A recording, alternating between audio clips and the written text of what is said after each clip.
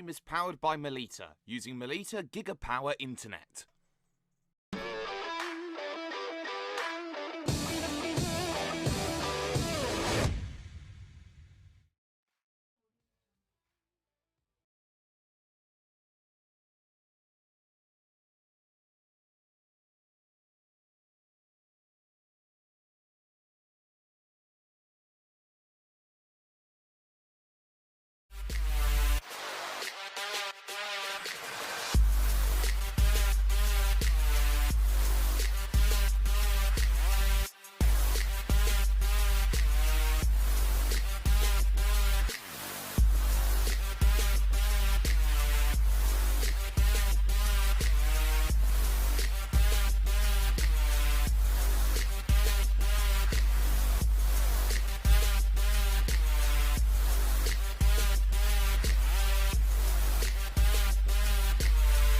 World Pro Racing, where sim racing becomes real.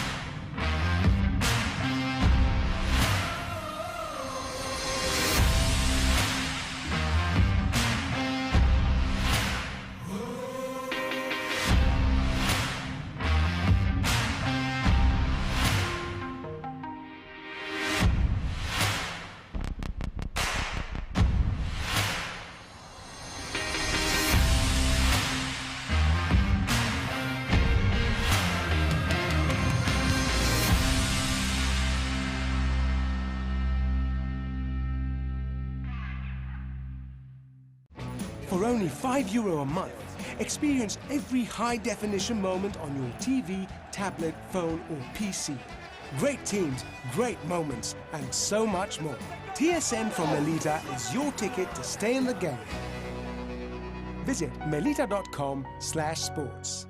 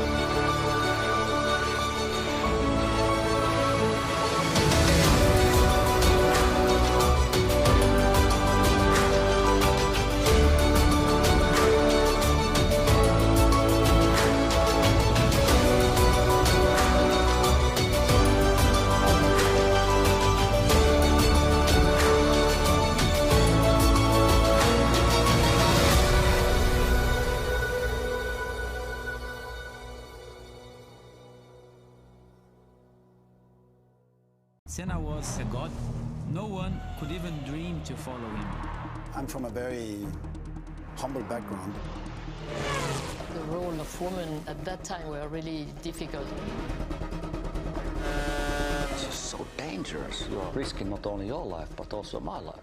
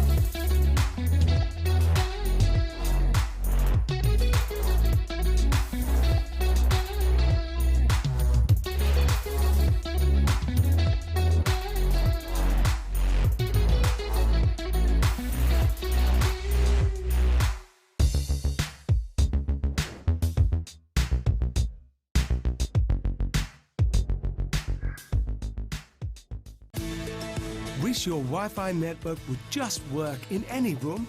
Our new Stellar Wi-Fi is AI assisted to give you the smoothest, fastest possible Wi-Fi throughout your home. Stellar Wi-Fi assisted by AI, exclusive to Melita. Find out more in-store or online.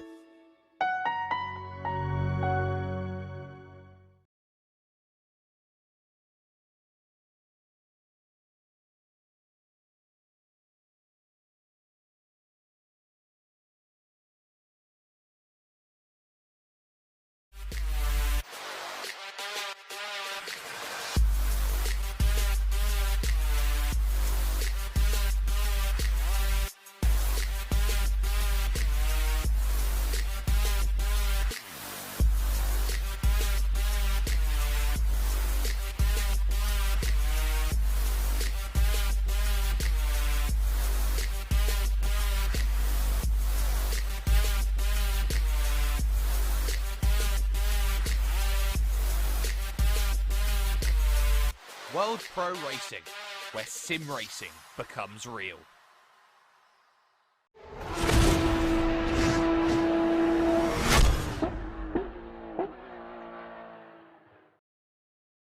Ladies and gentlemen, I welcome you to South Africa.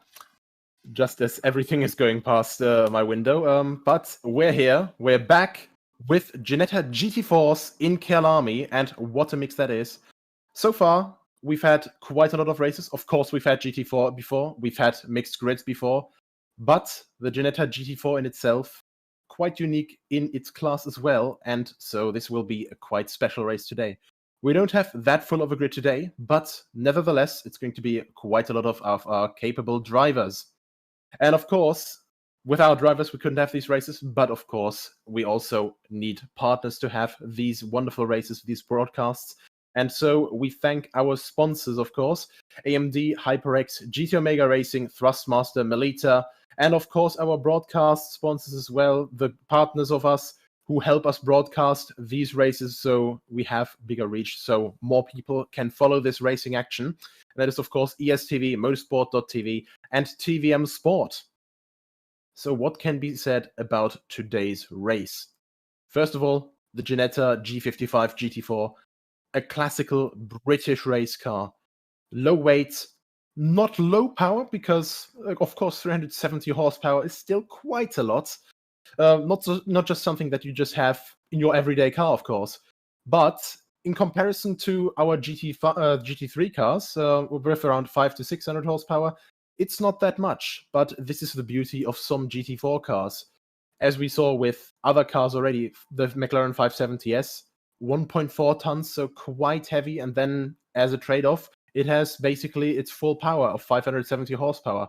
But the Ginetta is going the completely different approach. The Ginetta is going barely over a ton in weight, and instead going under 400 horsepower in power. And while overall, on pure power tracks, it doesn't quite work, on a track like Kyalami, on top of a mountain, and of course, 4.5 kilometers of basically up and down and left and right, and quite a lot of weight shifting, it's quite perfect for that.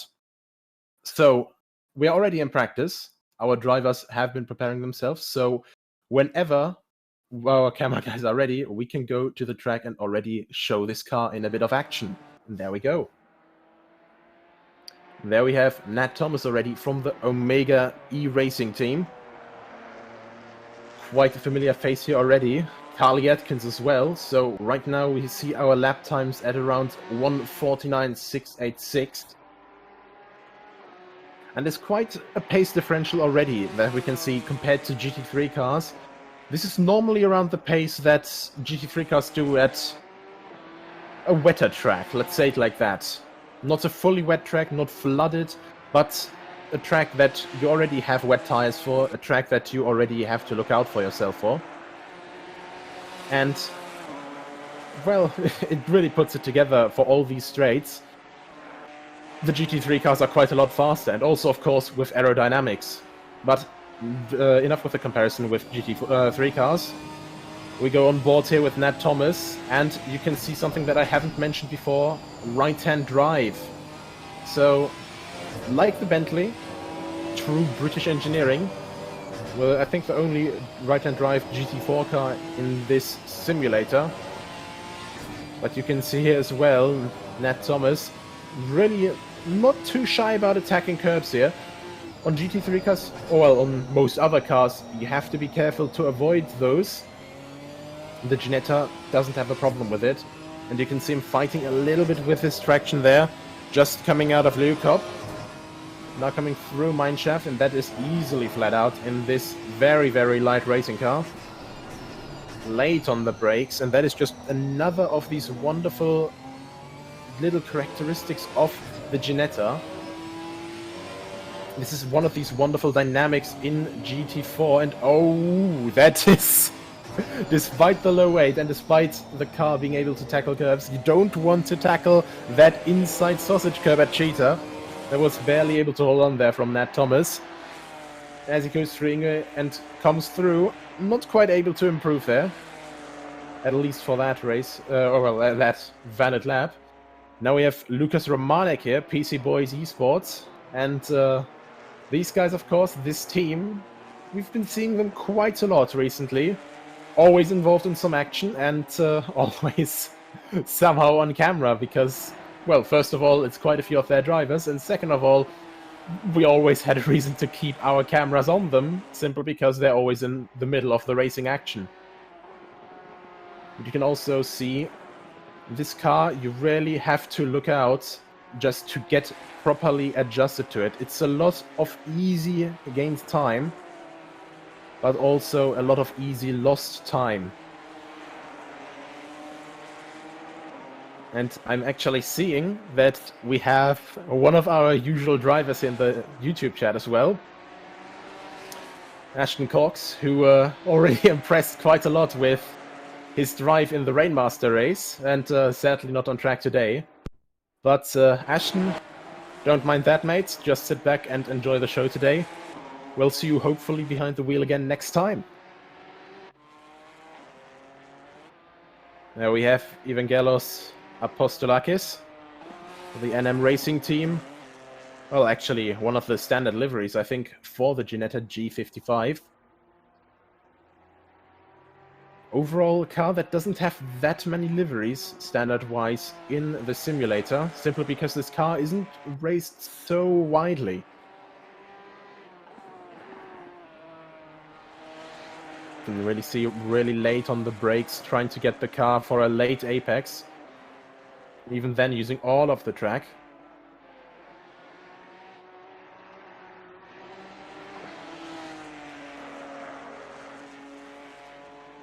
Pushing to the absolute limit the entire time, and you can see that Apostolakis maybe not quite there on the edge of what's possible with the car, but desperately pushing to get closer to it. Maximizing all of the ways here.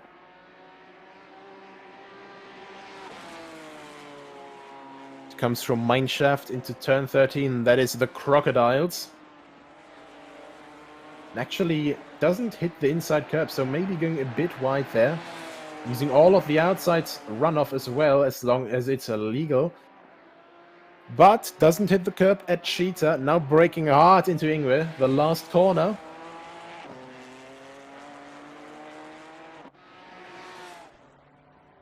But what will it be now? Not a time improvement, I'm afraid. And this is really just one of these things with GT4 cars that sometimes makes it quite difficult to just completely see it.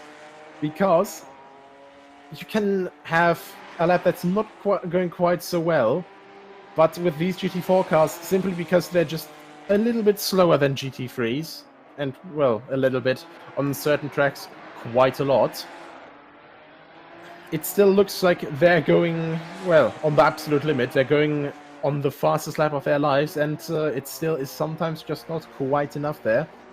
But with a car that light, with not that dampened car as well, of course, you can see the car moving around, constantly struggling for grip, and of course in high-speed corners you notice that as well.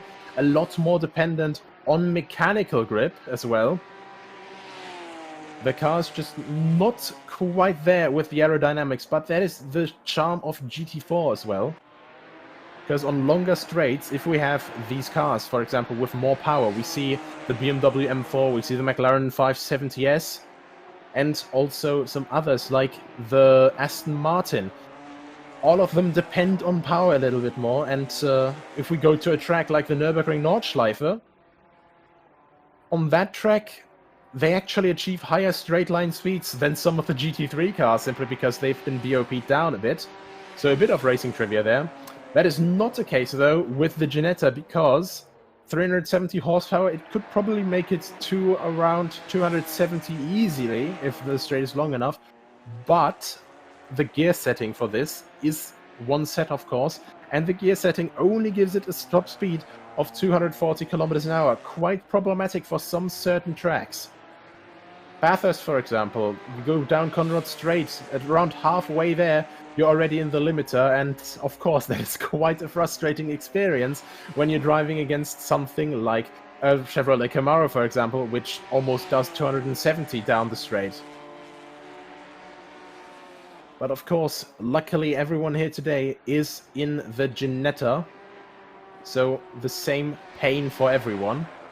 But also the same enjoyable agility, the same enjoyable little nimbleness just on every possible situation that you can have in this car. It's always very agile, always very, very happy to move around.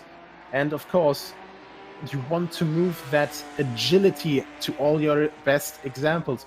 But, of course, it's not just that easy. Here we have Gergely Consabo doing a 151.0 now, so slowly getting up the timing sheets. But at the front of the timing sheets, we have it very, very close indeed. Look at that, Carly Atkins at the moment, 149.686 in first place, less than a tenth behind that Nat Thomas. And right behind that, we have Alex Johnston, just under 2/10 behind that. And here is something interesting, though, and that's what you don't see in the normal timing tower. Carly Atkins, last sector the fastest, but Johnston with 2 fastest sectors in the first 2, but just losing so much time then in comparison in the last sector that these 2 first sectors, they just can't really count properly. And then Nat Thomas perfectly in the middle, just getting the absolute middle ground between the 2 and putting himself perfectly in the middle between the 2. Next behind that we have Ohak in 4th place, 5/10 behind that, and right behind that we have Jan-Niklas Erbrich, so quite a change of pace for him. Normally used to running in the Lexus, so a car that is basically taking in double of the measurements on track compared to this little car. Gergely Consabo, we haven't seen him too much in the last couple races, so it's just nice to see one of our usual starters back again as well. Also hit that sausage curb there. And that is one of these nicer things as well with a smaller car. Of course, you get overlooked a little bit easier when you race against bigger cars, but when you're just racing in smaller cars, in the Ginettas, everyone is the same size. But, of course, the less wide the car is... Oh, that is Apostolakis actually getting a little bit rough and rowdy. The less wide the car is, the more of them you can potentially fit next to each other on the circuit. Lucas Romanek here coming around at the moment, 6.6 behind Carly Atkins in first place. Only 6th place right now, and I'm pretty sure, I know these guys by now, they are going to be pushing like hell to get closer together, because even though they are teammates, the PC boys, they don't really like to settle for just any position. They always want to improve themselves, they always want to push for something higher. So we see him here going for the left inside curb, staying on the left so he has a wider entry. Very conservative though, not taking the curb, no little wiggle from the rear end. Very clean so far, and now up to 4th gear, and now down to 2nd gear. For Ingwe. Makes his way to the start-finish line. And still not quite able to improve that. There was a bit below 2/10 slower. And yeah, this is just one of these moments. You're just trying to do your best to improve. And you're not necessarily going to be able to do it. Always just looking for a better time, always looking to improve, and just not quite able all the time. But an improvement actually coming though from Jan-Niklas Erbrich, moving past Ohak up to 4th place, 150.224. Sheldon Scott Muscat for GT Omega RPM Esports, making his way around the S's, part of the original layout of the 70s. And now, of course, going to the newer layout here. Down the hill, coming from Leukop into Mineshaft once again. At the moment, still within the 1 second margin of the front runners. But I'm sure he wants to make that gap smaller and smaller, as practice is already over. So next up, it's already qualifying time. And of course, that is going to be quite difficult. And the first one to finish practice, that is Sheldon Scott Muscat, improving by 2/10. And of course, next up, we have a 15-minute qualifying session. You all know it, you all love it, and we all are used to it by now already. Went with a lap like Kyalami, 50 seconds, well, almost 1 minute 50 seconds, just 10 seconds under the 2-minute mark. You don't have too many possibilities to set a lap, but of course, I see you all there through my camera. I see you all sitting in front of your screens.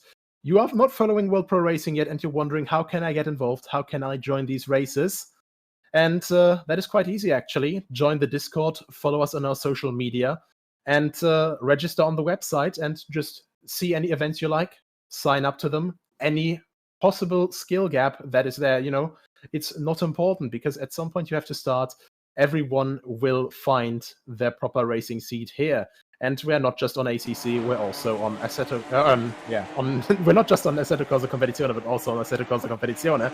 We're of course also on R Factor 2 and on Gran Turismo Sport. So if you're on PlayStation 4, you're not excluded here whatsoever. But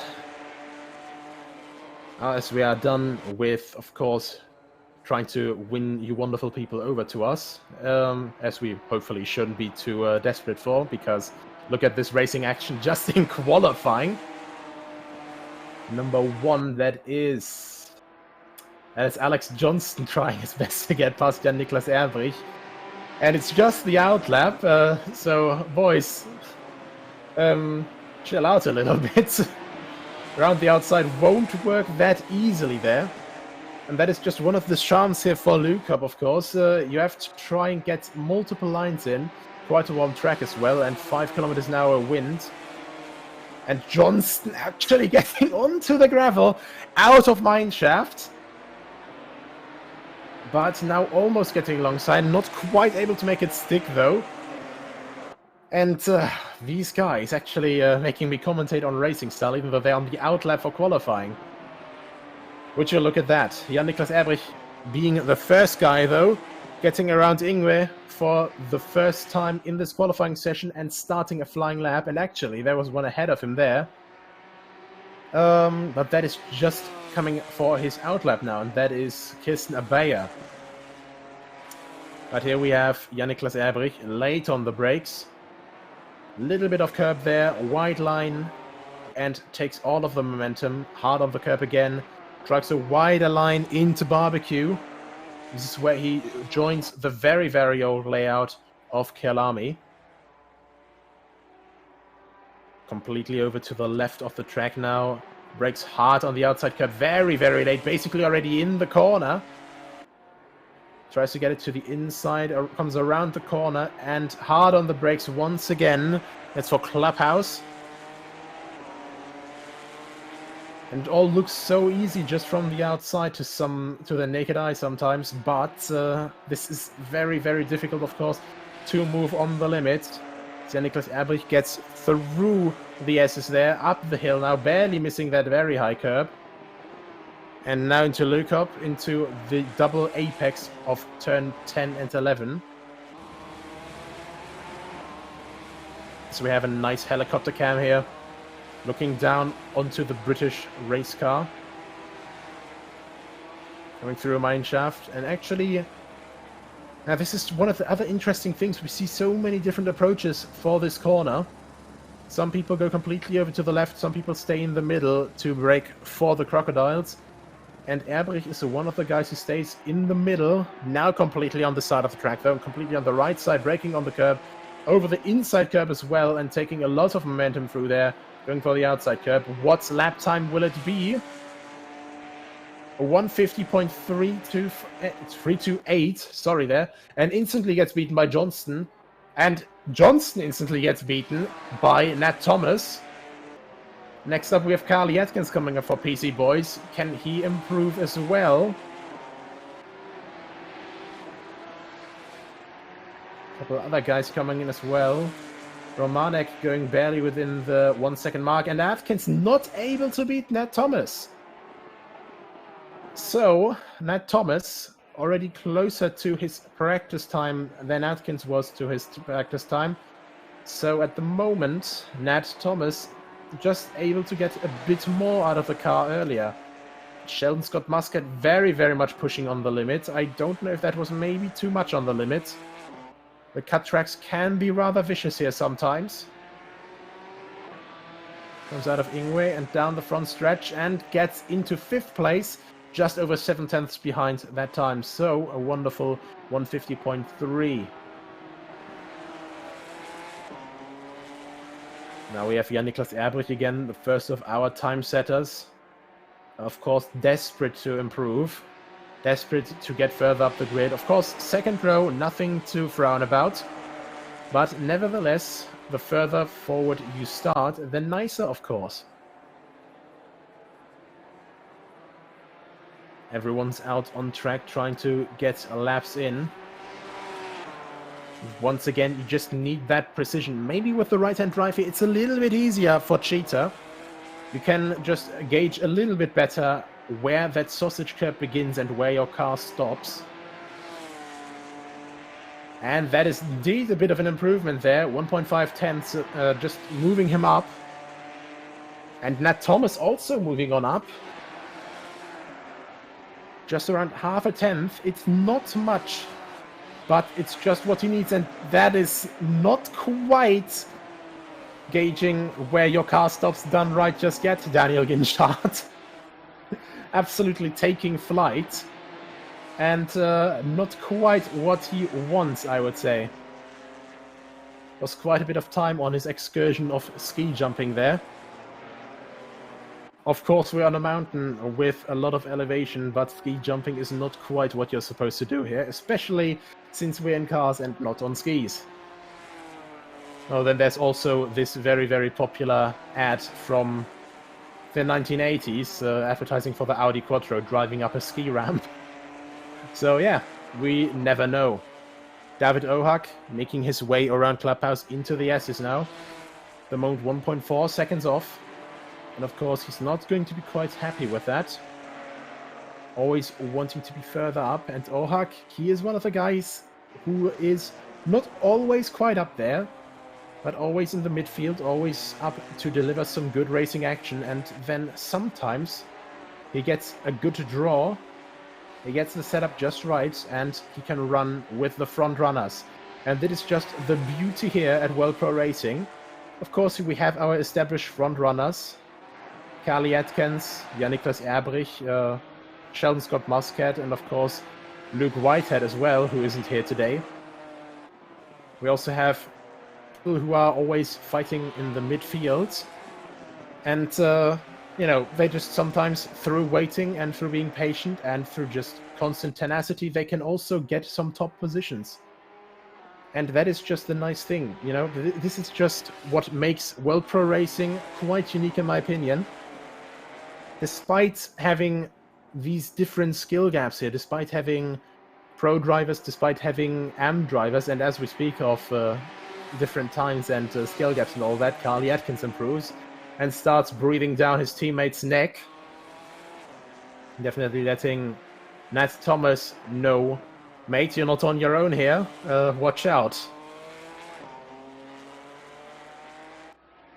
Rainer Resser now with his very iconic bright pink livery. 151.6 at the moment. So sadly not quite able to make a valid lap there because we definitely saw an improvement there. Now back to Kirstner Bay, and actually that is a lot of sideways action, barely able to keep it together, but having enough car control to not throw it in the wall.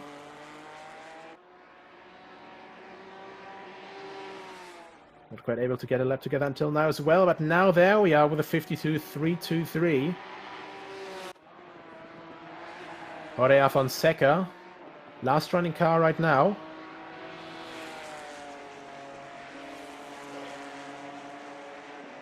Makes his way up the hill.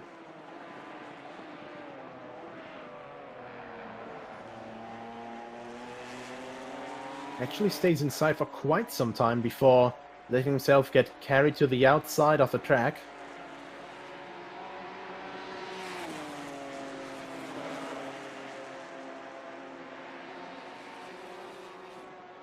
Then very, very wide on the entry there, and actually not quite getting the turn in right.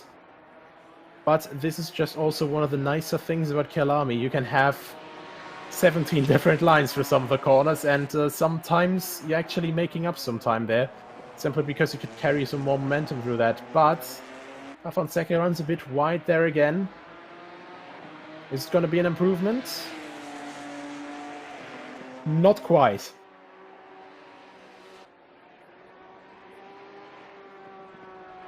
Sheldon's got Muscat here though. 6th place. Just under 6.5 tenths behind Nat Thomas's hold time right now.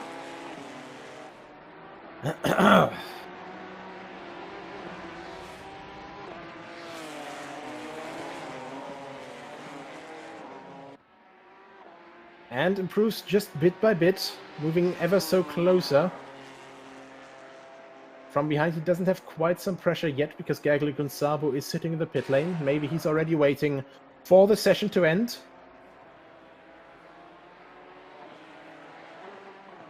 Evangelos Apostolakis running very wide as well, so I think that may have been an invalid lap.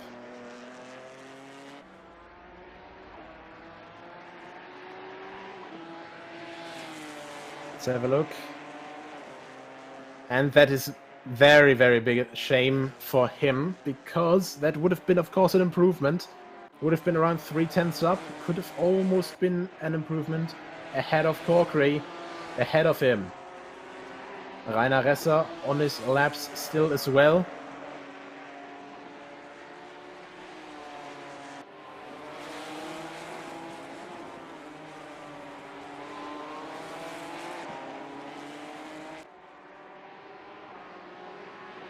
Trying to make his way forward. Has to gain a second though to get close to Apostolakis, or actually get past him. So not an easy feat, not that easily done here.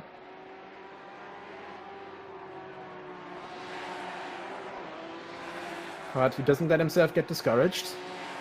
Rainer Resser, one of the guys who also have to look out for all the time in some GT3 races, actually having gotten quite good positions, simply because of consistency being the key, and Rainer Resser can be quite consistent. Just staying alive, and actually there we go. Gains 1.1 seconds, only 1.4 behind now, and moves ahead of Apostolakis into P12 onto the 6th row on the grid. Apostolakis though, we saw that he can also go faster. Maybe this time with a valid lap. Little bit of a wiggle coming out of that corner. And again though, just a little bit too wide. Evangelos, turn it down a little bit. Looks impressive with the wiggle, but of course, the in-game cut track penalties, they're not going to be looking at you with two nice eyes here. And again, that would have been almost 2 tenths, well, over 2 tenths improvement. That would have gotten him P12 back. But, of course, you have to look out there. You have to play by the rules of the game. Jorge Fonseca making another way around here. Coming into Crocodiles once more.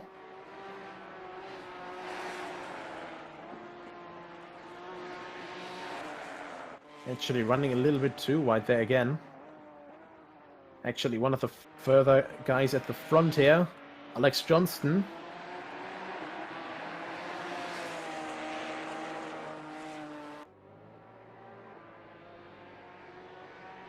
Makes his way around the last couple of corners now, and actually very, very early turn in there under brakes, so a bit of trail braking going on.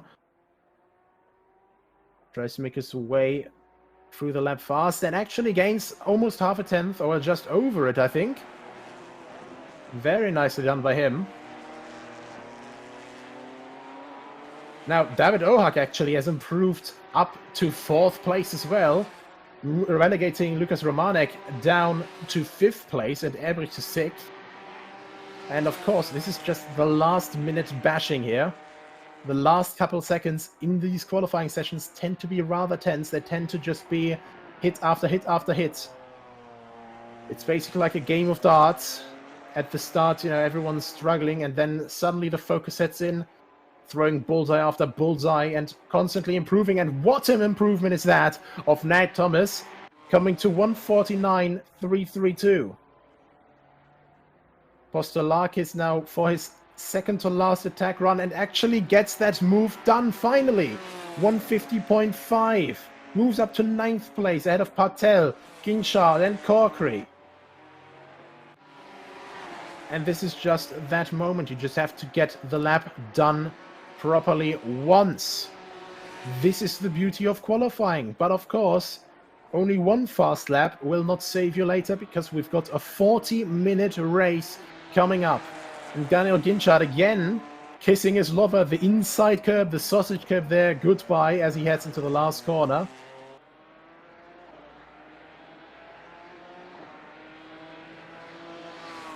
Down the straight and actually improves as well. 2/10.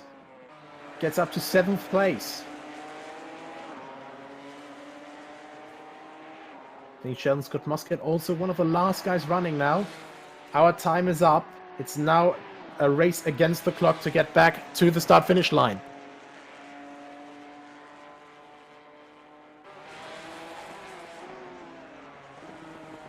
Very late on the brakes for Leo Cobb. Second apex also hugged quite closely.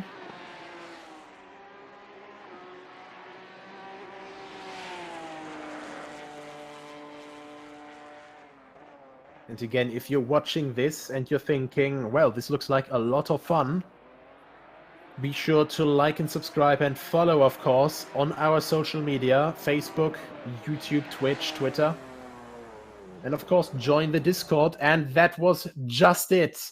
Countdown ending a bit prematurely because everyone who was still on a running lap, sadly getting it invalidated. But what does it mean for now? This just means our starting grid has been set. Everyone is waiting, and of course, everyone is now going to be sweating in anticipation for this start. Rolling start as always. And of course, we have a quite long run down to turn 1. Who will be the one to get ahead at the start? We will find out soon. And of course, once again, very quick thank you, of course, to the people who make this possible. Of course, to our broadcast director, Justin Mifsud, and of course to our FAA accredited stewards, making sure that we have clean racing here, making sure that we have good respect here on track, George Muscat and Adrian Figallo. So if you want to race in a professional environment, once again, make sure to join World Pro Racing and just give it a shot, you know, whatever floats your boat, whatever interests you. At some point you have to get started in sim racing, and in a professional environment like this, it's definitely a good starting point. We have a lot of nice people here, and of course, you know, perfect environment. And if you're not just starting out, if you are a pro driver looking for new challenges, you're definitely going to find them at World Pro Racing. Also some championships here with some prize money involved. Of course, we have the ACC Sprint Series, which had a lot of close competition. And yeah, just make sure that you are always up to date with that. Last couple seconds before we move back to the track. Now, if you want to, type in the chat, who do you think is going to be the one victorious in this race? And who do you think is maybe going to be just overall on the podium? Because it's going to be very, very difficult to guess who's going to be coming out on top. We have, of course, different strategies here as well. 40 minutes race, 1 pit stop window, and it's only refueling. So, a thinking man would probably go, well, I've seen this one before. I will just fuel up completely and just do a 1 second pit stop, filling up 1 or 2 liters. But other people, you know, the Ginetta being one of the lighter cars, maybe it's a good choice also to just go for a lighter car at the start and then shoot for this We have our first guess in. Gergely. It has to be Gergely from Ashton Cox. Everyone's coming around the last corner now. Ned Thomas forming up the field. Everyone forming up behind him. Waiting for the green. Green light. Go, go, go. And there we go. Green, green, green. Very, very late, actually. They passed the start-finish line quite some time ago. And that is Carly Atkins looking for the outside. Johnston getting a drive-through. Romana getting a drive-through for not proper placement on the start. That, of course, is one of the more difficult moments because, of course, you have to stay in your starting bracket. So Carly Atkins for PC Boys having to defend from Johnston there. But, of course, both of them looking glum at the start here. Fonseca a bit further in the back. Ressa there as well. Ressa just having a bit of a worse run out of barbecue. At the end of Sector 1. Everyone's still looking very close together. Gergely Consavo actually having lost a few positions as well. Through turns 1, 2 and 3. Back up to Nat Thomas though. Johnson Romanik right behind each other. Behind that as well. So we have one Omega E-Racing team car at the front, and one PC Boys car behind that, and that is actually very wild ride.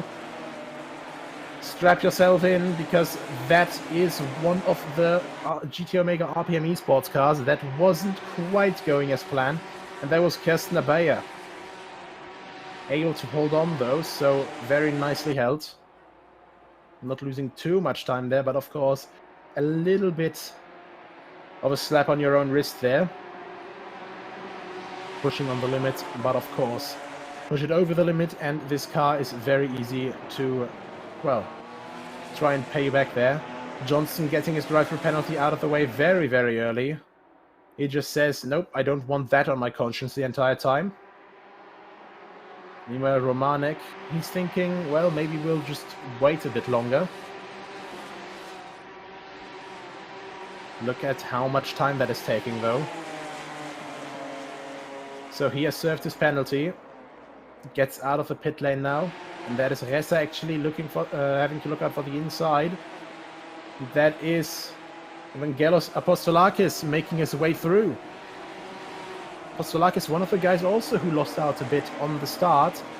But look at that here. Making his way back through. And this is just this moment now. How well can you place your car around other cars now?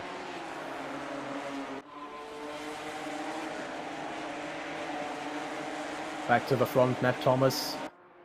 Just trying to drive his best line right now to get a bigger gap to Carly Atkins. And so far it's working quite well.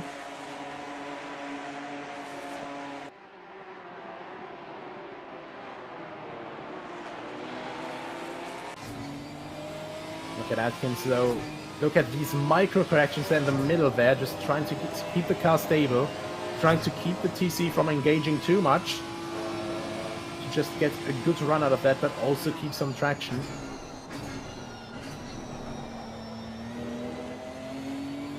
Gets a bit close on the brakes through the crocodiles. Went barely not touching the inside curb there as much as we saw from Darren Ginchard earlier in the lap for his qualifying session. Speaking of Darren Ginchard, he's right behind Jan-Niklas Erbrich and right in front of Sheldon Muscat.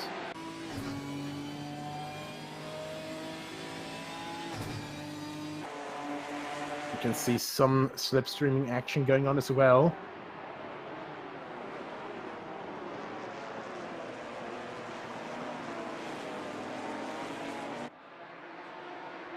And Nat Thomas has done some mistake through the last couple of corners, because Carly Atkins now all over his back.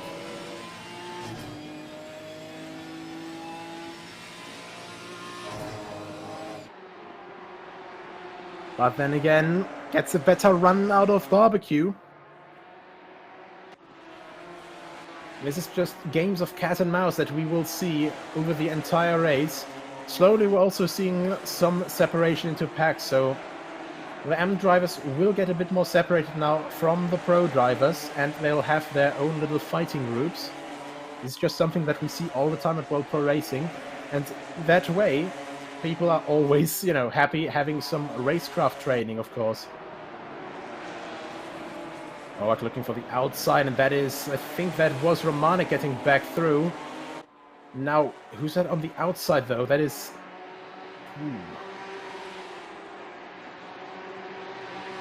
think it was actually Romanek. Yeah, that is all three of them there. Romanek, Orhak, and Erbrich looking side by side. And again now, and Erbrich actually has to let off a little bit there. Ginetta breathing right down his neck now. So this battle of 3 transformed into a battle of 5 now. Muscat right behind that, trying to look for a better line, and that is actually Lucas Romanek who's now delivering his penalty. Last lap that he could have delivered it, and we're already 5 minutes in.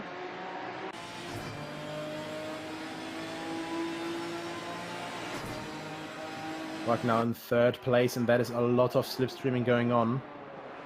Looking 3 wide, looking almost 4 wide, but that's getting thought better off, and Orhak!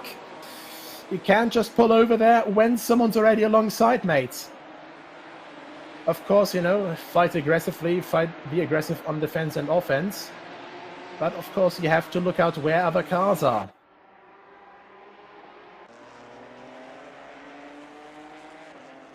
Romanek now. On the outside, and that is Apostolakis actually quite early in the pit lane already, so something must have happened to him.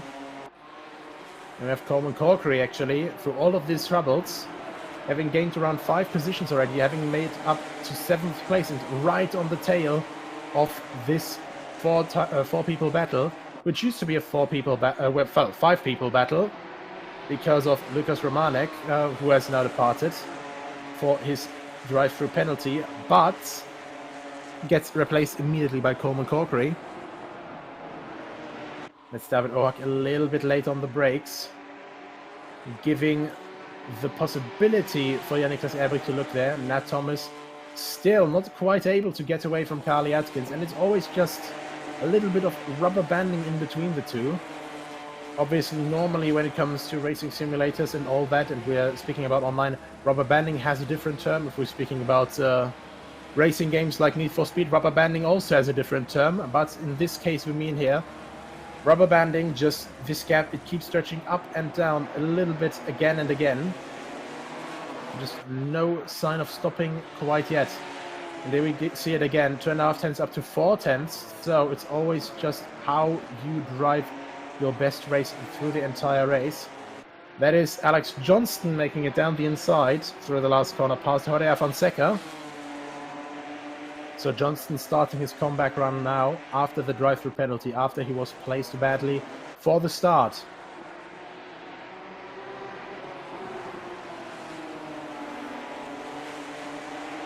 David Orhak trying to stay defensive, trying to put some gap between him and Jan-Niklas Erbrich. And there we have it again. Look at this now. That doesn't look like 4 tenths at all. That's immediately down to 1.2 tenths again and less. Guys, look at that, over and under. Here comes Carly Atkins down the inside for the S's, for the first part at least. Completely alongside, and actually a bit argy-bargy, door-to-door banging. Maybe a bit too much aggression there. We'll see if it gets investigated by our stewards. But Carly Atkins takes the reins, gets up to P1 for now.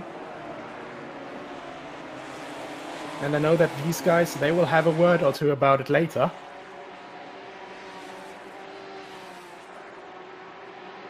Meanwhile, David Orhak had to give up his position against Jan-Niklas Erbrich. And Sheldon Muscat now trying to do the same thing, actually running quite wide. And actually the longer distances worked against him, and also just generally not really helped him here. Now he has to defend against Coleman Corkery, who actually takes lemons and makes lemonade through Cheetah.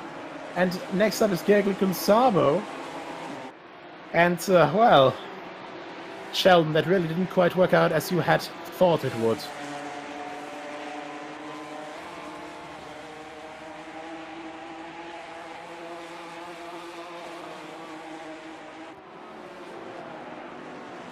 Again, Muscat has to defend against Kunsabo. gifted racing team driver all over the back of GT Omega RPM Esports here.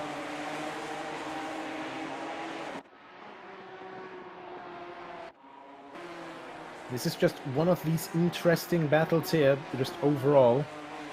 Because you constantly have to look out for how do you want to tackle corners in this car. Of course, you have to take a lot of momentum, but how do you want to do it? Do you want to go in for late brakes? And that is contact! And he can actually hold it. That's Alex Johnston trying to just squeeze a little bit too much there. Coming across the nose of Rainer Resser there. The pink Ginetta. Not quite wanting to back out completely. And, Johnston barely able to hold on there.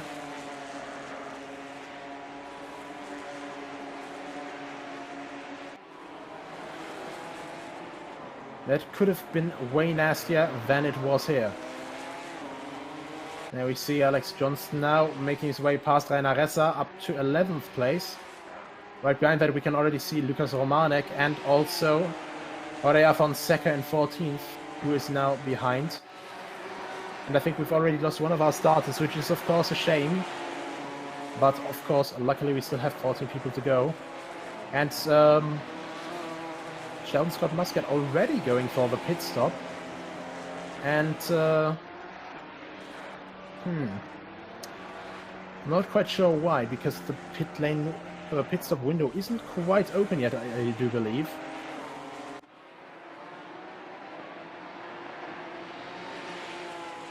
We will have to see. Of course, sometimes it can also be with technological trouble. So we do have to wonder about things like that. Through all of this, though, Daniel Ginchard now up to 3rd place, and Niklas Ebrich must have made a mistake along the way as well. Look at that now, side by side. Ebrich looking for the outside, can't quite make it work. These cars have such a low profile, you can just barely see them right behind each other as well. When you see them behind one of these BMW M4s or behind a Camaro, they just completely vanish.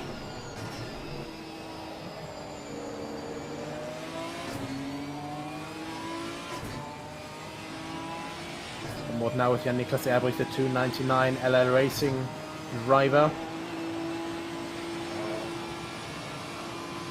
Makes his way from Mineshaft into the Crocodiles once again. And just not quite able to get in there.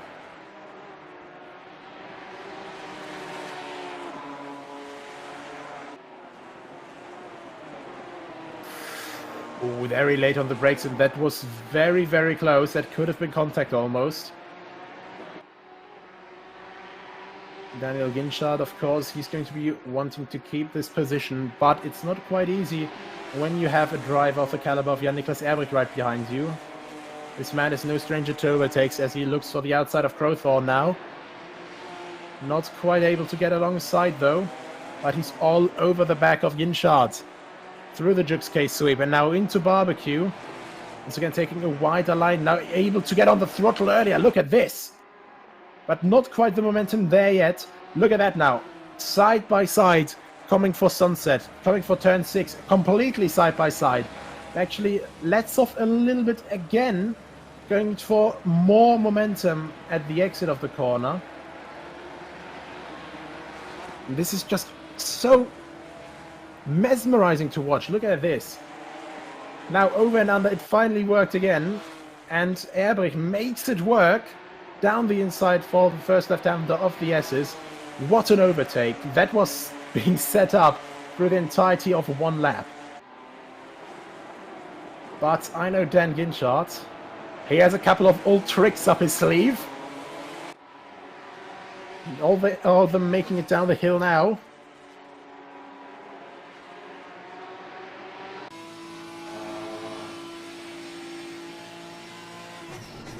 That is actually quite some distance between Ebrich and Ginchard, so something must have been there on the acceleration for Ginchard. Some little mistake.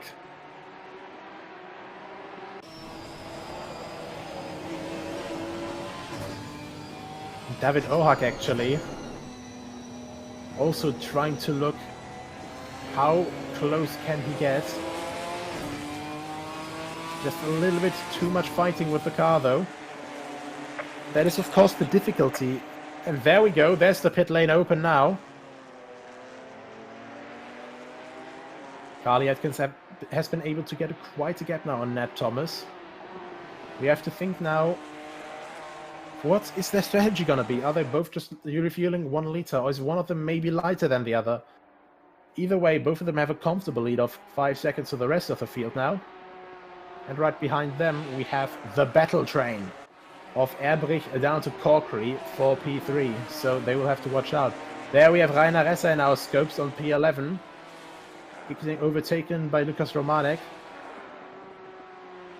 Actually, hold up.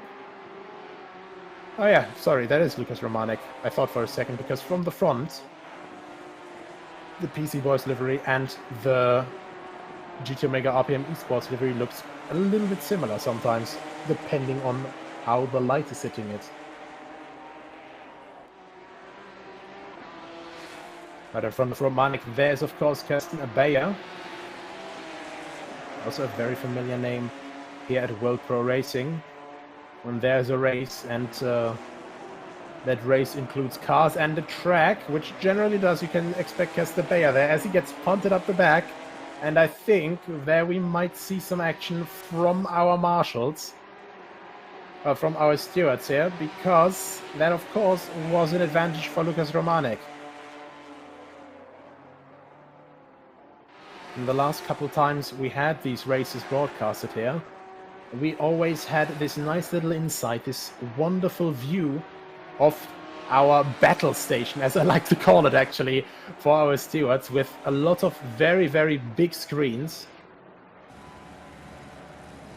that give our stewards overall oversight over everything going on track. As we have a lot of people coming in. Nat Thomas actually, one of the front two, coming in already. So, a bit unusual. Maybe he's trying to go for an undercut. Johnston gets a stop out of the way as well. Corkery as well.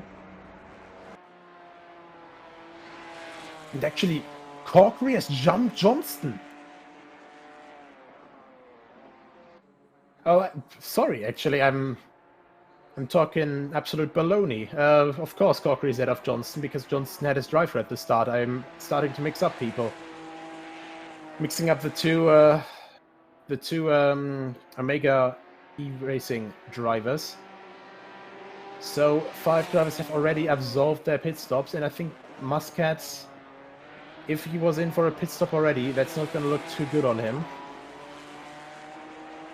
Of course, he's ahead of some of the drivers right now, but of course he will lose that position again, because he has to get in as well.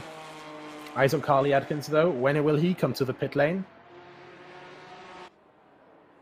Comfortable gap of 6.8 seconds to Jan-Niklas Erbrich, who also has a bit comfy gap of almost a second to Dan Ginchard. Always trying to look out, but there we go. Here comes the leader. Going down to those excruciating 50 kilometers an hour. And that is Ginchard heading in as well, actually. So Erbrich and Ohak, they both stay out.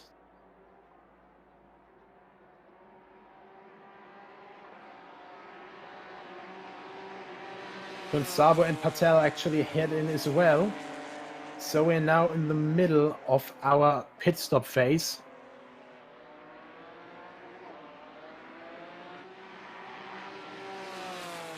Lukas Romanek also hasn't absorbed his pit stop yet. Actually, one of the drivers who had his drive-through already served as well, of course, from this mismatched start position. So maybe he's just trying to wait a little bit longer there. Actually, something must have happened there in between the two. I think... actually, sorry. I think that's just still a problem with the timing being displayed there. Carl Atkins and Nate Thomas, those two haven't changed too much in position. That's Alex Johnston now, though, against Corkery, and that is... wow. Looked for a second that Corkery was going to send it down the inside of Barbecue. but couldn't quite get the momentum together. So Alex Johnson up to 8th place now. Romanek actually gets a 5-second penalty, and I think that will have been for the collision between him and Abea. We are halfway through. Keep it up.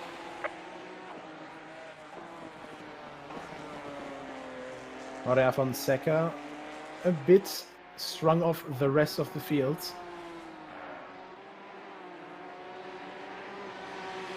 Only 4 people left in this entire race to pit, and there's one of the 4. That's Niklas Erbrich heading in.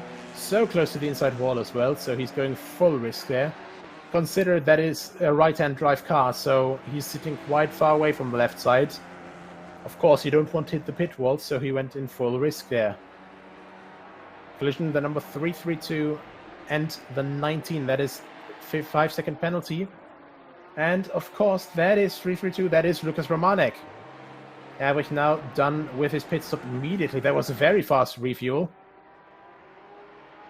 Coming out right behind Carly Atkins and right with Nat Thomas. Look at that. That's actually easy within fighting range. What a pit stop that was. If he can keep the pace up right now, he can definitely be a threat to Nat Thomas, our pole sitter for this race.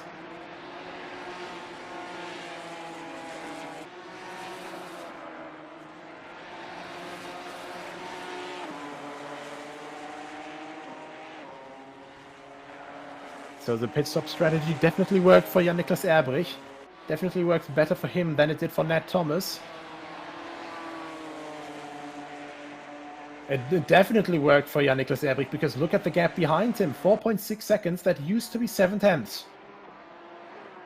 When Dan Ginchard came in, that used to be 7/10.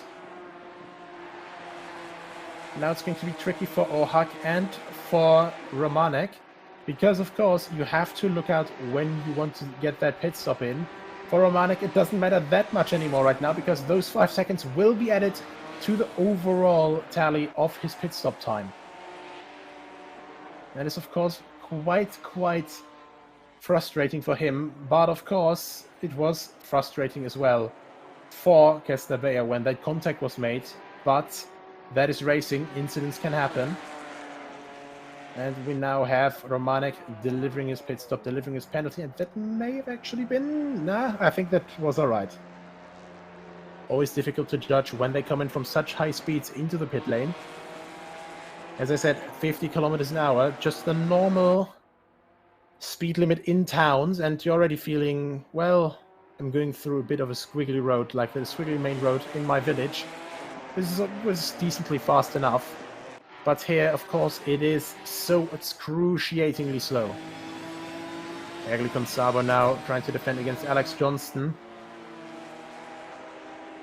The British Carter not taking anything from anyone, trying to make it down the inside. And Consabo can't hold anything against that. Johnston goes through. Nice recovery drive it's been so far for him. Coming from quite literally last after delivering his drive-through penalty at the end of lap 1 to go back up to 6th place now.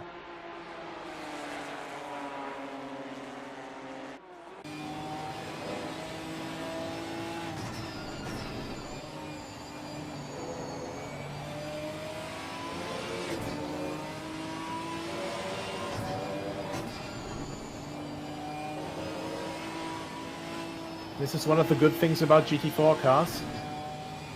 Even when these little medium speed corners are here, you don't really have any aero push whatsoever. If we had this in F1 cars, for example, they'd lose over half of their downforce and, well, that wouldn't be too much following going on. But GT4, due to them not having too much downforce, they can actually follow each other quite well in these corners.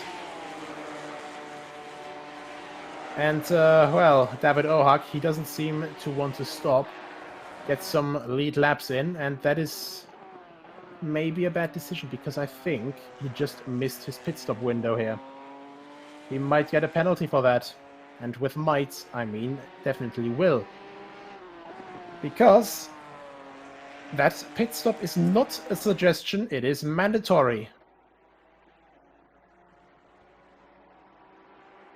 Sheldon Muscat maybe thinking better. No, he's also staying out, so I think Ohak and Muscat both looking at the short end of the stick Pit here. window is now closed.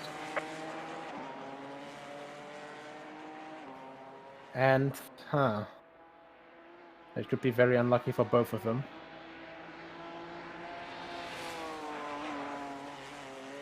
As Ohak actually drives off the track there for a moment. A bit too much pushing. And Ginshot a bit isolated now by himself. Just couldn't reply to the pace that Erbrich put out after his pit stop. And now actually he has to look at his rearview mirror, he has to look at the relative, and he has to look where Alex Johnston is coming.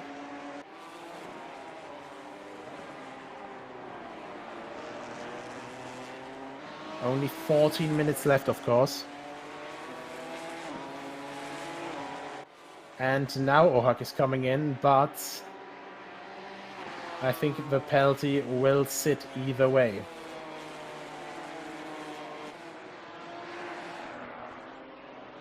Well, on bright news for him, that probably won't be an issue with being placed weirdly, but for him it will be an issue of getting a penalty after the race. Luckily for him, though, it doesn't mean that doesn't mean disqualification. But of course, that mandatory pit stop, even though he was just in, that doesn't get counted. So I think Sheldon Muscat, not aware of the pit stop window, he pitted quite early, was willing to pit again, and yeah, unlucky for Ohak and for Muscat.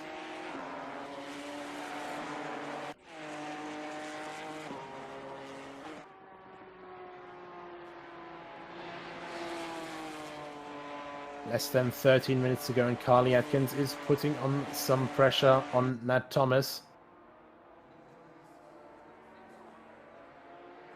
And even though the battling has stopped for a bit, it's always nice to just see these cars being thrown around the circuit.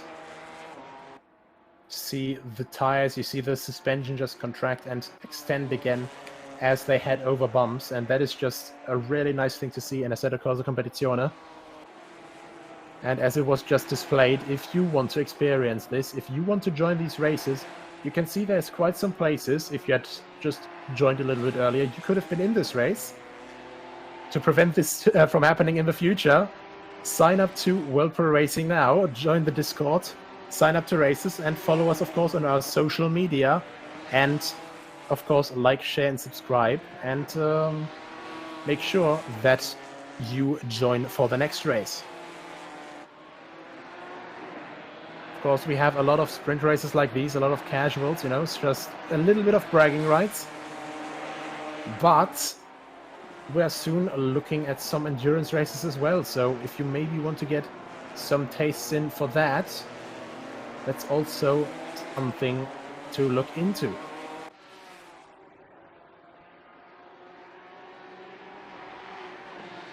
$11:30 left. And I think that's around 6 laps left. And actually, having a look at our current events of the nearer future as well, we have the Triple Challenge, including wonderful races here. That is 3 races of 30 minutes at the British GT pack tracks, which are, of course, Oulton Park, Snetterton, and Donington Park. So 3 iconic tracks. 3 30-minute races with the Bentley, Aston Martin and McLaren, and there are still some places open. So, if you want to get your first steps in racing, now would be the time.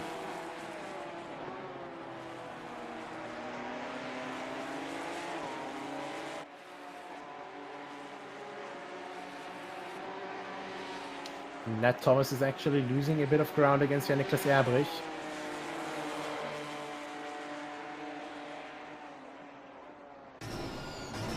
Getting through Sector 2, another 10th shaved off. Only 8 tenths remaining, and Erbrich, it doesn't always seem to be 100% on pace in a car that he isn't comfortable with, but he can adjust mid-race. We've seen it many times before.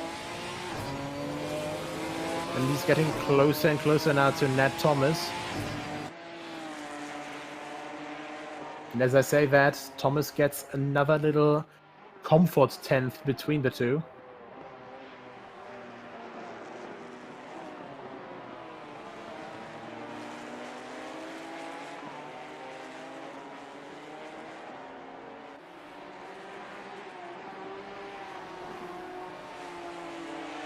Looking late once again. This is just a really interesting combo just in general here. To quickly go back to the car and to the track. Since this car is so light and doesn't have that much power, it's always important, or just generally with GT4 cars, it's always important to take a lot of momentum through the corner. And you can achieve that through different lines, of course. You can achieve that with a lot of different approaches to a corner. And we saw that a lot from Jan-Niklas Erbrich, actually waiting a bit for the turn-in and then stomping on the throttle, getting the car turned in for a later apex, and then able to accelerate better out of the corner. And that, of course, is one of the two approaches, and this is just one of the things that is so nice about Kyalami and these GT4 cars, because the track is built in a way that enables multiple different lines to be had in the same corner. And at the same time, we have cars that encourage that as well. So we see all sorts of different racing lines, we see all sorts of side-by-side action, and passes that are being set up one lap in advance. So racing is not just, well, as people would sometimes call it, meat brain, I stomp on the left throttle, or on the right throttle, on the right pedal, on the throttle, and yank the wheel around. This is 7-dimensional chess sometimes. And as we're speaking of different dimensions, 3 seconds, or in this case 3 parallel universes, basically ahead of everyone else is Carly Atkins. After he got past Nat Thomas, basically untouched in this race so far. And right behind him we have Nat Thomas, our pole sitter, who is now going to be fighting for his second place.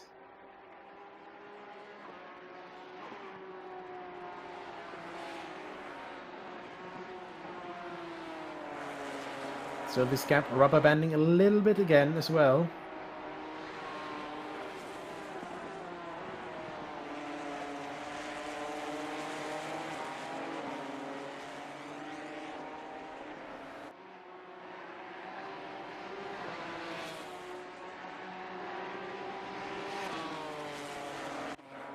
Quite interesting approach as well overall, because we have these rather peculiar curbs here at Kyalami. At a lot of the time we can see it right here.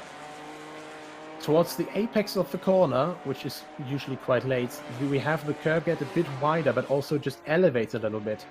With GT3 cars that normally ends up in the car being thrown off. Here with these cars, as we saw it nicely with Vishal Patel attacking it a bit more, well, a bit more refined, a little bit less aggressive. The car is not really too fussed about that curb, and then we saw it earlier with Nate Thomas and Jan-Niklas Erbrich actually going fully over those things. The front splitter basically eating up the curb, and that is Dan Ginchard actually trying to hold his own now against Alex Johnston down in 4th place. So that was also a battle that was coming up. Alex Johnston having done one heck of a recovery drive here.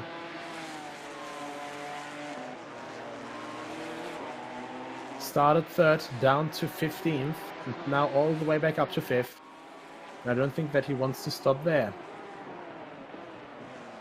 Oh, and that is actually, once again, some contact there. Wanting to turn in quite hard, and actually contact in between Ginchard and Johnston there. Actually from the outside, trying to stick his nose around the outside.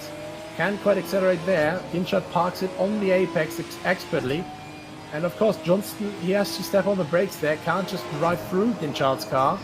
We don't have ghosting enabled on this, like on the formation lap.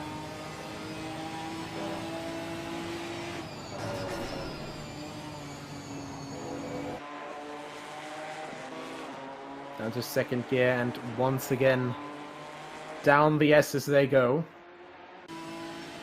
And both of them, the maximum amount of curb is being used. But look at that, that is a lot of momentum that Johnston is carrying.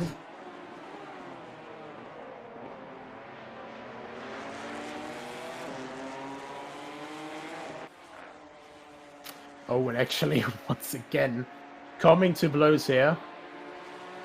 Ginchard perhaps showing a couple of old tricks of another caliber. Because, of course, these British kart racers, they are used to more of rough play. Which out of context will probably sound a little bit wrong, but of course, with karting, you know, it's a lot of rubbing and racing. Here we have Johnston again looking for the inside, but not quite able to make it to the inside. Ginchard covers it up expertly. Johnston is forced to go for the outside. Will he try to get it turned in again? Actually, a little bit of contact again, and Ginchard stays ahead. Look at this defensive driving, absolutely maddening.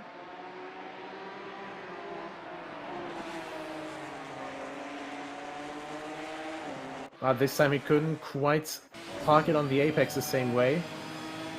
But Johnston looking for the outside again as well. Ginchard always knowing where to place his car. But look at that, Johnston.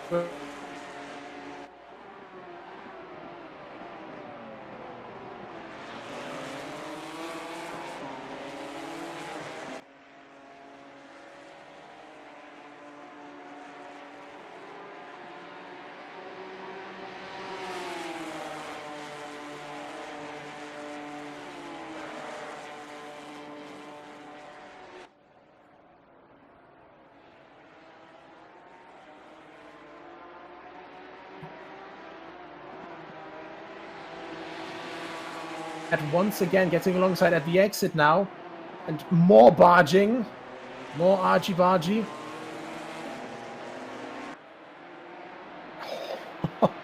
Now both of them are getting their elbows out, and this time it actually works for Johnston. And Ginchard now right behind him, trying to get some slipstream, not quite able to get the slipstream he needs.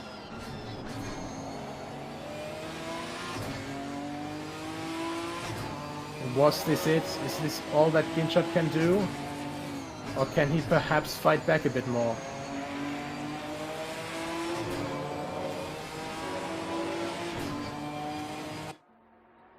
The golden spot behind the podium. Who will it be that inherits it? Johnston trying to pull on Ginchard a little bit. Trying to pull a gap, but not quite able to just yet. Late on the brakes for Ginchard. Tries to keep that up.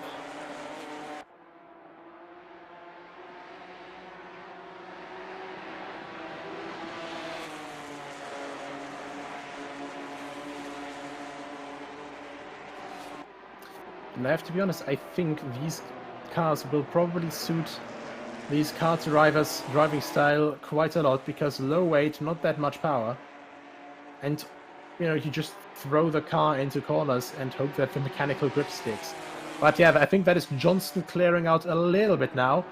This is now Kyalami coming around the last corner to start the final lap of the race. Only 45 seconds left now.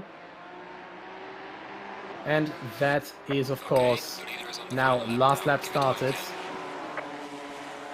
The Ginetta doesn't have miraculous rocket thrusters on the back that enable it to absolve a lap within a minute. So last lap started. Alex Johnston now trying to keep this gap up, trying to keep this position up.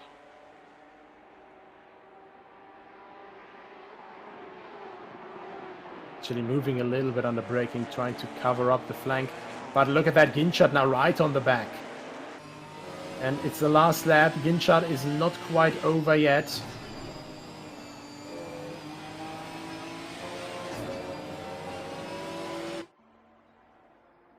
Johnson trying his best to get away from the Ginetta of PC Boys Racing.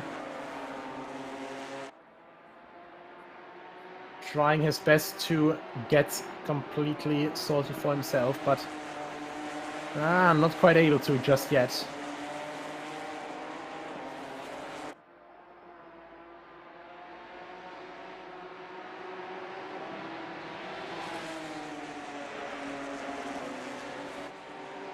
Finds a lot of momentum there. Now Carly Atkins makes his way around Mineshaft.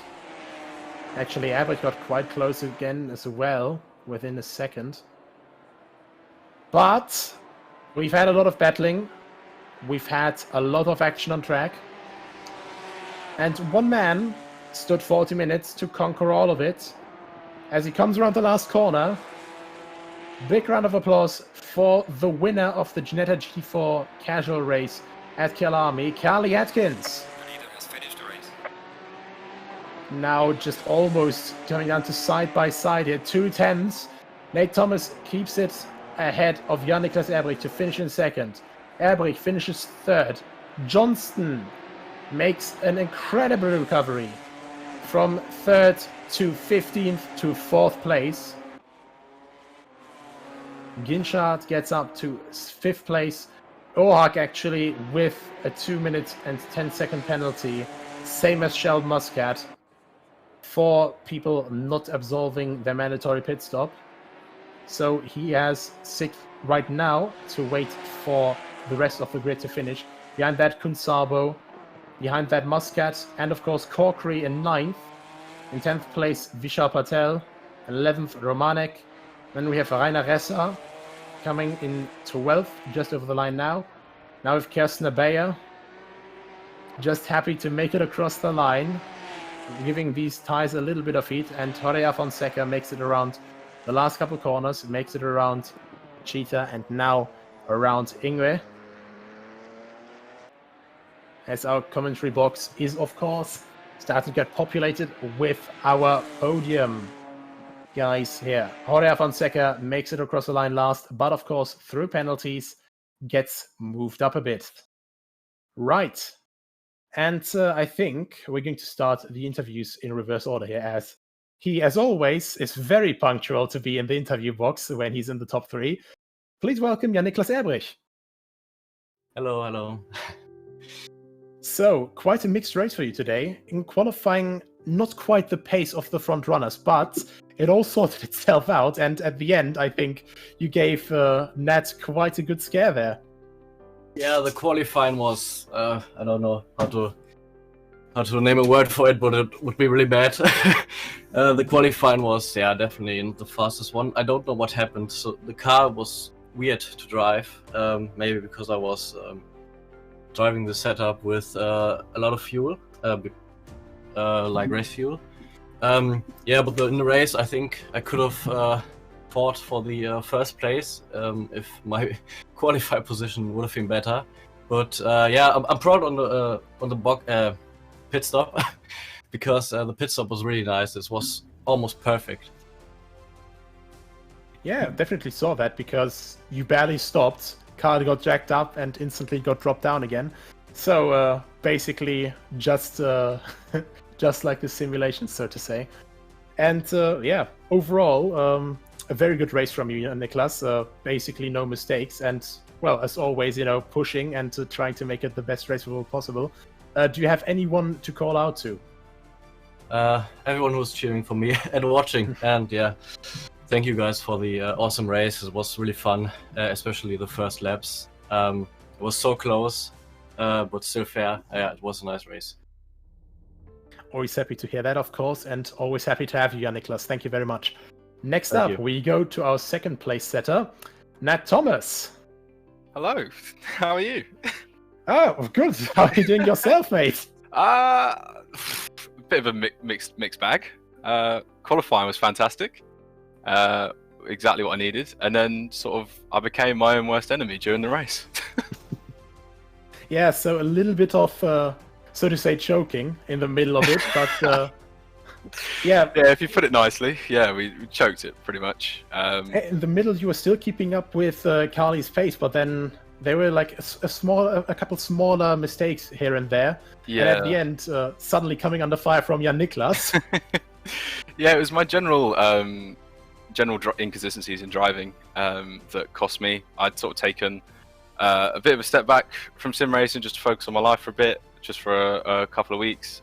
So it's my first race back, and it was fantastic. Just a bit frustrated at my own racing. Well done to Kyalami for the win, thoroughly deserved it, and pushed everybody to the edge really. And well done to Jan Niklas for keeping me on my toes, not allowing me to make any mistakes. But yeah, it was a little bit frustrating. But yeah, of course, still very good race from you, and also happy to have you back, man. Yeah, thank you very much. Right, any call-outs you want to make? Yeah, I just want to say a big thank you to Omega E Racing for their constant support, Marcus Littlewood and Alex Johnson for helping develop a really strong setup. And thank you to everybody that's watching, my parents, my girlfriend. Just want to say thanks for tuning in. Yeah, wonderful to hear that. Of course, some support from family is always very nice. And yeah, we hope to see you again in the next couple races we are having. Thank you. Right, then next up we move to our winner, the man of the hour, Kyalami Atkins. How are you doing, man? I'm doing really good, actually. Considering I bought the GT4 pack yesterday, going into it not knowing much about it, having to learn, and yeah, surprised really. Didn't think I'd have the race pace to challenge and that, but I did in the end and managed to overtake and just pull a bit of a gap. He made a few mistakes, I made a few mistakes, but managed to hold on in the end. Yeah, it was very nice driving between you two.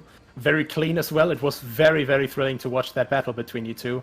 Overall, were you expecting any difficulties just overall completely getting used to the car? Is it like very different for you in comparison to the GT3s you normally drive in this? Well, yeah, I'm a lot more used to the GT3s. I've done a lot more testing and practice on it, so I was a lot more used to it. So it's a lot easier than GT3 for sure, but took me like roughly 15 laps to get used to. Then the rest of it was just finding setup, tuning my driving, just doing what I do best, really. Yeah, overall, you say it's easier to drive, but just to the viewers out here who are not as experienced from driving, overall, wouldn't you also say, for example, it's easier to get into, but a bit harder to perfect than actually GT3 cars? Yeah, for sure, I agree with that. But it's definitely, in my opinion, a bit easier than GT3s. I really had a lot of fun in GT4s. I think I probably prefer GT4s, but still gotta drive GT3s for my team. Well, maybe at some point we'll also get some possibilities to see you again in GT4s. But yeah, amazing race from you. Thank you very much for the show you put on. And of course, do you have any call-outs to make? Yes, I'd like to say a massive thanks to PC Boys Esports for the best esports team. I've had no issues, amazing setups, amazing people. Vishal Patel from that team, my teammate in SimGrid, Daniel Gunchard, Lucas Romanek, Dan Hackett, great people. I'd also like to say massive thanks to my dad for obviously buying my sim and believing in me throughout whatever I do. My mum for the support, and Fanatec CSL Elite for not failing me. Oh, that's always good to hear. But yeah, a lot of heartstrings being pulled here with all the heartfelt support. Always, of course, when you have been racing at the limits, whether it's real or virtual, you always need some support in the back of your head to keep you at ease. But yeah, this was 40 minutes at Kyalami. What a race it was. Everyone in the same car, but at the end, Kyalami Atkins stood on top very dominantly and very well done. If you want to join this racing action, of course, join the Discord, join the website, and of course, like, share, and subscribe to our social media. And of course, this race wouldn't have been possible without our sponsors, AMD, HyperX, GT Omega Racing, Thrustmaster, and Melita. And of course, this race, besides our social media on Facebook, Twitch, and YouTube, it was also broadcasted on ESTV, the Esports Television Network. motorsports.tv, and TVM Sport. Thank you very much, everyone, for tuning in. We hope to see you again tomorrow for the USF 2000 series on R Factor 2. And hopefully, so long.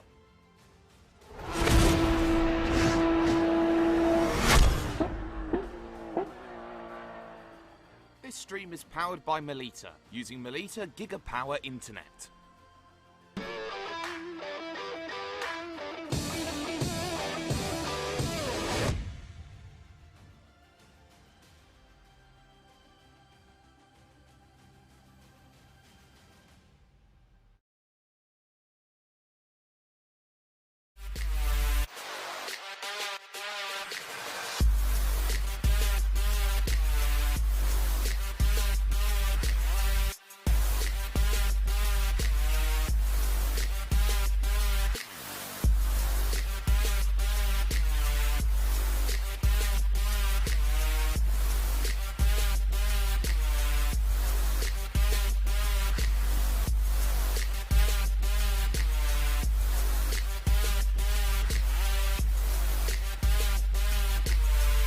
World Pro Racing, where sim racing becomes real.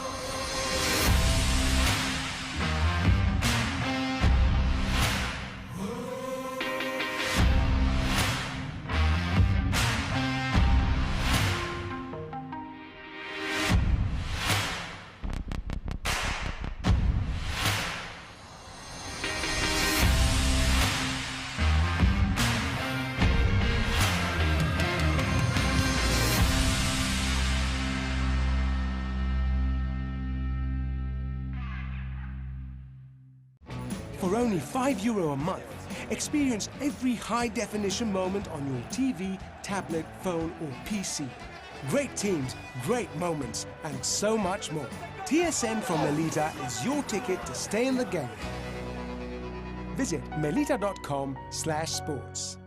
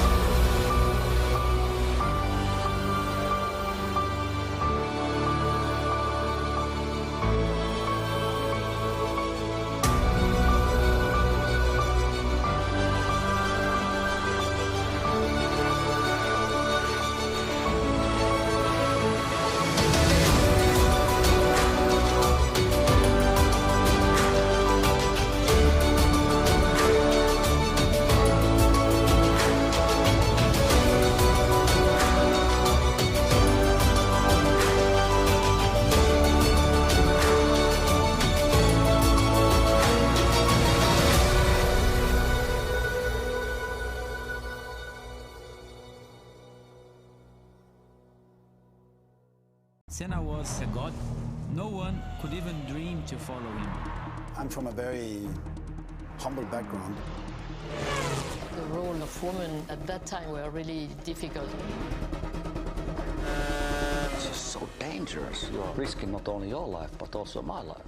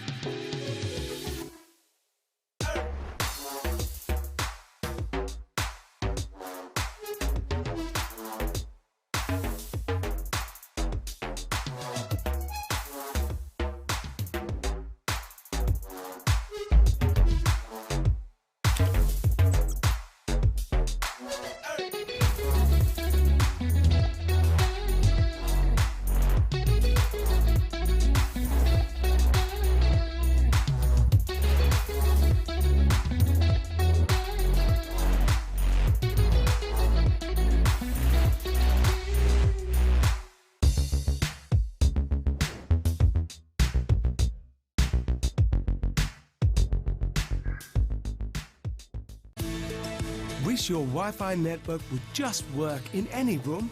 Our new Stellar Wi-Fi is AI assisted to give you the smoothest, fastest possible Wi-Fi throughout your home. Stellar Wi-Fi, assisted by AI, exclusive to Melita. Find out more in-store or online.